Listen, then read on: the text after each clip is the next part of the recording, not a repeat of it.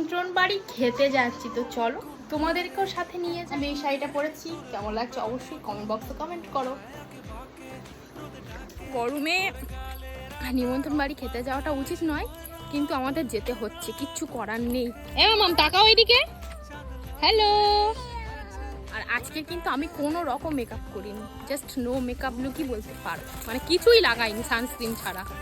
বাবা যা গরম। ওদিকে তাকাও, একটা ছবি তুলি, হাসো হাসো, আমার দিকে তাকা, একটু হাসো, আমার দিকে তাকা। আর যা,